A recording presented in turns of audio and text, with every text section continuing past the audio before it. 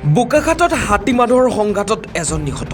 হাতীৰ আক্ৰমণত ৩৫ বছৰীয়া হীৰালাল গোৱালা নামৰ এজন লোক নিহত। বোকাখাটৰ বৰজুৰি বস্তিৰ বিল লাইনত এই ঘটনা। পুৱতিনিশা নিজ ঘৰত হাতীয়ে ধান খাবলৈ আহোঁতে হাতী খেদিবলৈ বুলি ওলাওঁতে হাতীৰ আক্ৰমণত নিহত হীৰালাল। বন বিভাগৰ কৰ্তব্যত গাফিলতিৰ অভিযোগ স্থানীয় ৰাইজৰ। বহু সময় ধৰি আৰক্ষী আৰু বন বিভাগৰ লোকক মৃতদেহ আনিবলৈ নিদি আবদ্ধ কৰি ৰাখিলে স্থানীয় ৰাইজে।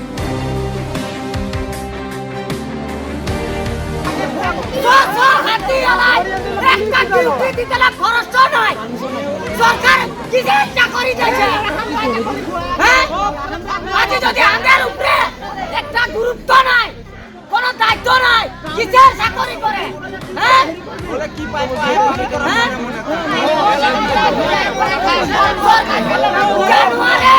জানুয়ারে মানুষ মার সরকারে পয়সা দিবে জানুয়ারে মানুষ মার সরকারে পয়সা দিবে দিন খাবে পয়সা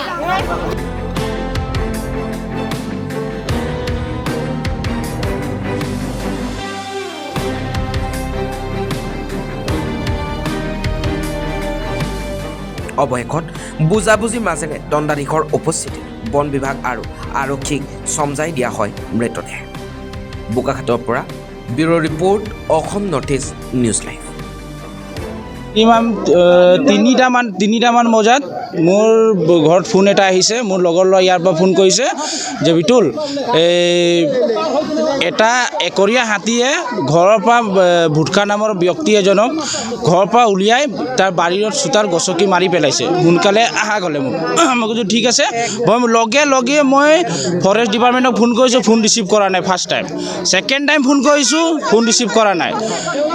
3 নম্বৰ টাইম মই ফৰেষ্টৰ যোনটো কণ্ট্ৰল ৰুম আছিলে, এইটো নাম্বাৰ আছিলে, সেইটোক ফোন কৰিছোঁ। ফোন লগে লগে উঠাইছে আৰু কৈছে ঠিক আছে মই মানুহ পঠাই আছোঁ। তাৰপাছত মানুহ পঠালে। তাৰপৰা এনেকুৱাই হাতীৰ উৎপাত ইয়াত, এনেকুৱাই হাতীৰ উৎপাত মানে মইতো 3 দিনলৈকে হোৱা নাই। মই ডাইৰেক্ট কৈ দিছোঁ মই 3 দিনলৈকে হোৱা নাই। মই গোটেই ৰাতি মানে মোৰ নিজৰ ফেমিলিক আৰু মই নিজৰ খেতিক মই পূৰা পহৰা দি আছোঁ। মই 3 দিনলৈকে হোৱা নাই, কিন্তু ফৰেষ্টক ফোন মাৰোঁ, ফৰেষ্ট আহে। 3টাহে ফৰেষ্ট মাত্ৰ আহে। 3টা ফৰেষ্টত কি প্ৰটেকশ্যন দিব?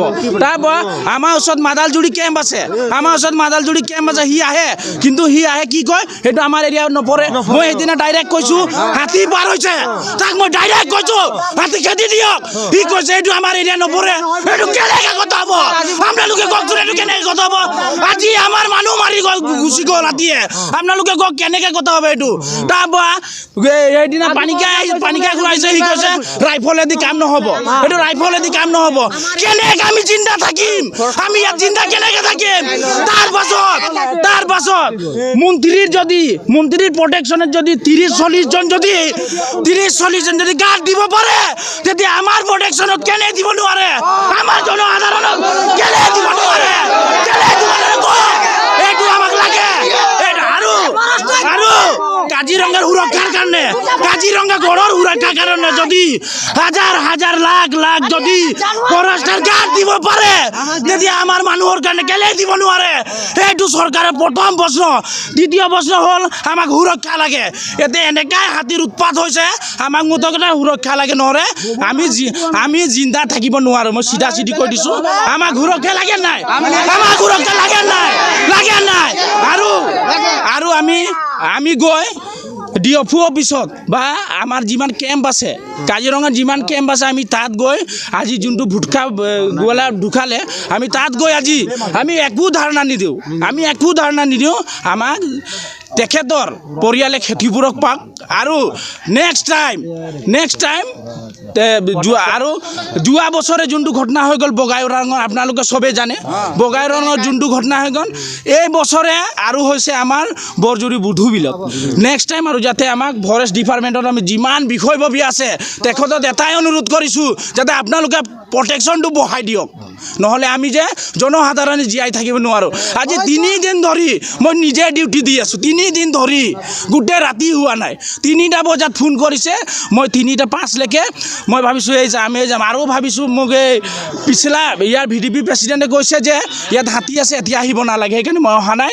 আৰু মই ৰাইজক এটাই অনুৰোধ কৰিছোঁ যাতে আপোনালোকে হাই হুলস্থুল নকৰি মানে ডেড বডিখন উঠাই দিবৰ কাৰণে মই বিশেষ অনুৰোধ জনাইছোঁ। আৰু